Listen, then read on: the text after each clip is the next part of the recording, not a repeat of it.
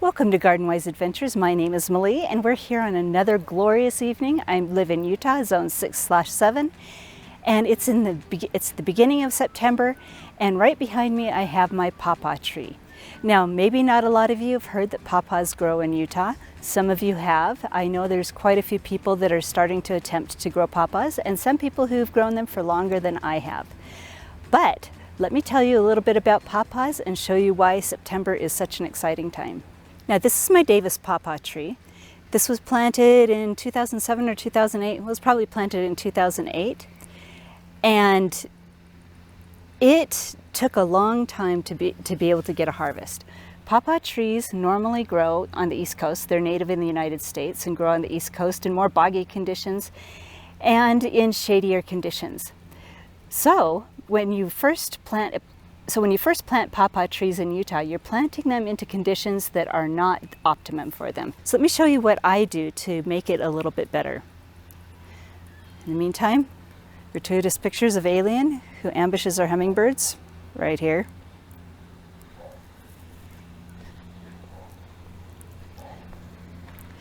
So this is my newest Paw Paw tree. This is a seedling that's grown from a seed that I harvested from that tree over there.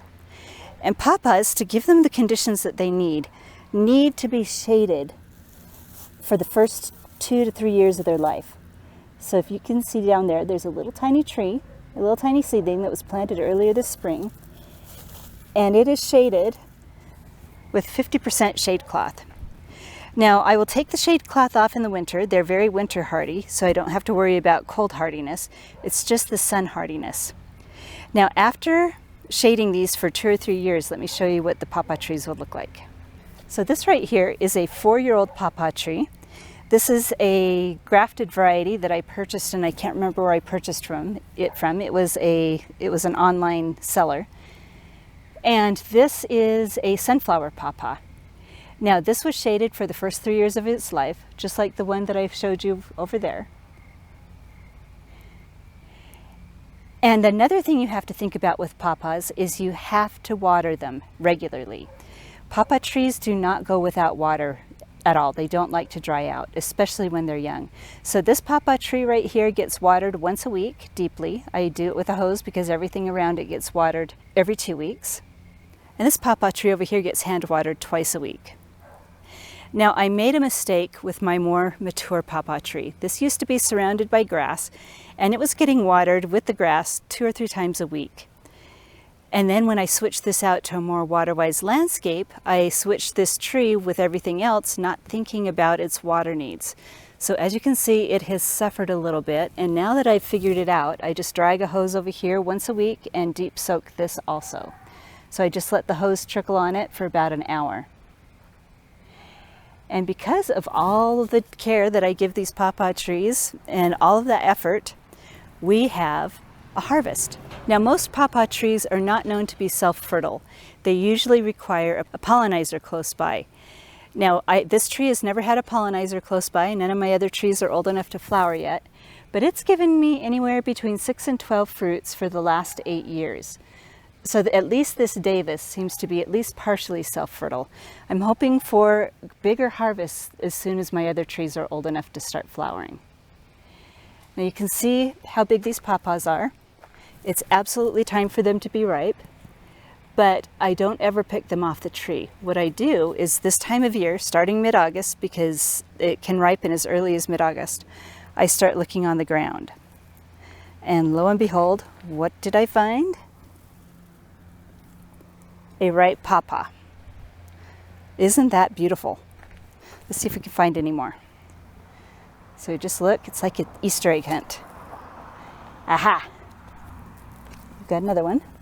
2. Usually I only find 1 a day. And then I always look under. 3. 3 so far. Let's see if we can find any in here.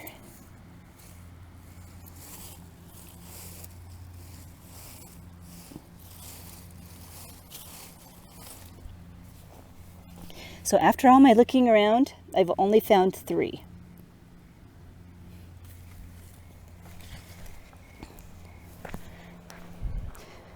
Now, I don't normally consider myself a selfish person. If you ask a lot of people that know me, that you will know that I share a lot of things, but I do not share my Paw Paws.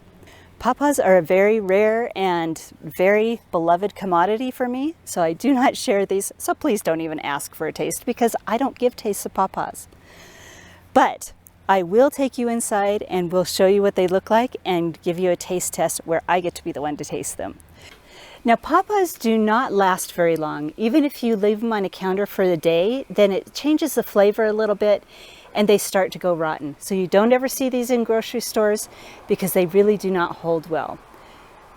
So what I do is I just cut around it. You don't have to, you can just bite right into it. When you open it up, you can see that there's several little black seeds. Now, these seeds are really, really important, at least to me. Every time I eat one of my Paw Paws, I do find a way to share with other people. I save the seeds and I save them in a wet paper towel and I put them in a plastic baggie and I stick them in the refrigerator. And these stay in the refrigerator in this plastic baggie and they stay wet, never let them dry out. They stay wet until March. And then in March, I plant those seeds in just regular potting soil and grow little seedlings. So this is a Paw Paw seedling from last year's seeds.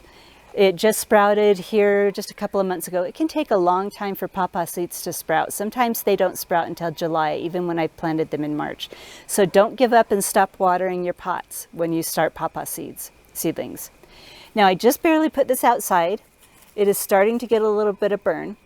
And let me show you another area where I have Paw Paw seedlings planted. Now, we have a couple of more seedlings planted under this shade, and this is one that I planted last year. It's got a lot of great height to it.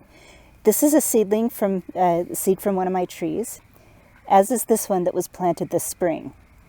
This one right here is a seedling planted from another tree from another gentleman who's growing Paw Paws in Provo. I had a friend who got permission to harvest some of his fruit. He saved the seeds, started the seeds, and that's one right here. Now, I've heard conflicting information on how the Paw Paws that are grown from Paw Paw seedlings turn out. Some people say that they turn out really well depending on the parentage of the trees. Some say that there's just too much variability, just like with apples, and that they don't turn out very good every time. So my plan is to let those seedlings grow and then to see if I can graft some named cultivars onto them. So once I have done that, we'll be able to see which ones are better and see if maybe some of the seedlings turn out good. If the seedling fruit does turn out good, it'll have the pollinizer grafted to it of the named cultivar, and then maybe we can start making cuttings from my seedling. I don't know. We'll see how it turns out. I've got a lot of grand plans. We'll just see how it turns out. But now I know you've been waiting, and I wish you could be here, but we're going to taste this Paw Paw. Now, Paw Paws have very soft flesh. Can see that it's very soft, and I would describe the flavor as banana custard with a little bit of mango thrown in. It's very, very soft, very creamy, and very sweet, and probably one of the most delicious fruits I've ever eaten, and I eat a lot of fruit. I absolutely love Paw Paws. Now, because Paw Paws grow bad so quickly, I'm just going to have to sacrifice and eat all 3 of these in one sitting, so I will be back when I'm done. Now, the Paw Paws are eaten, the seeds are saved, and as I was eating those delicious Paw Paws, I was thinking if there's anything else that I've missed to tell you about growing Paw Paws. And there's one thing that I think I did miss, and that is that I've learned from somebody else that is growing Paw Paws in Utah that you do not plant them while they're dormant. Now, I have failed in growing Paw Paws for many, many times. I have probably started Paw Paws 9 other times, and they've always failed, and I've always planted them dormant. I order them online. They're usually only available early spring, and when they get here, they're dormant little sticks. I stick them in the ground, and they never even really leaf out. But from what I learned from this other person who's growing Paw Paws here in Utah is that you need to leave them in the pot and wait until they leaf out. Once they've leafed out, then they're safe to plant. You can plant them in the fall as long as you give them enough time to get their roots established before it freezes, and as long as you don't let them dry out over the winter. Now, if you do live in Utah and you want to grow Paw Paws and you want to learn more about them, I do have a Facebook page called Utah Rare Fruit Growers. And I am trying to encourage as many people as possible to try them out. They're not the easiest plant to grow. They do take a lot of time and effort to get them growing, but they are absolutely worth it. And I'm hoping more and more people try them.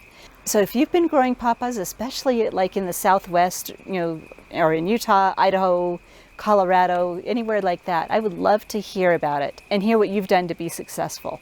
So hopefully this video has been helpful to you. If it has been helpful, I hope you like, subscribe, share it with your friends, grow some Paw Paws, and go have a wonderful garden adventure.